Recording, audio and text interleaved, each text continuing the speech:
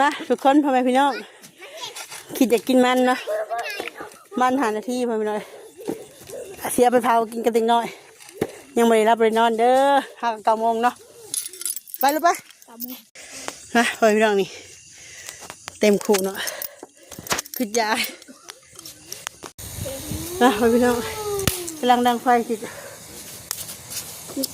มันเนาะโอ้ยยาอึดถึกนะกี่เคสตัวบางใหญ่พอไปโดนเมื่อกี้ดิท่านว่าเห็นก่อนใหญ่เลยได้ประมาณคืบกว่าเลย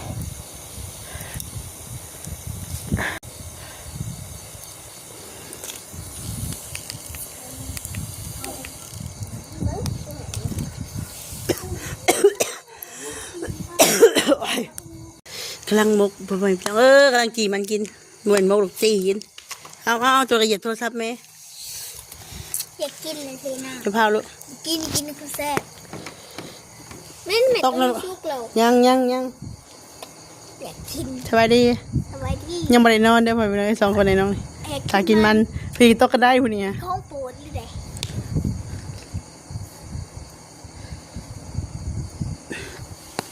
กำลังเผาเบิ้งใส่อะไรไปใส่ลูกอ้าวถึงน้ำสั่งไพ่น้ำความนี่แมน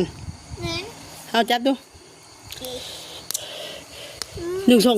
ขาใหญ่พอได้รู้จ้ะแม่เขาเสร็จป้าแกจะมองหรือไม่เลย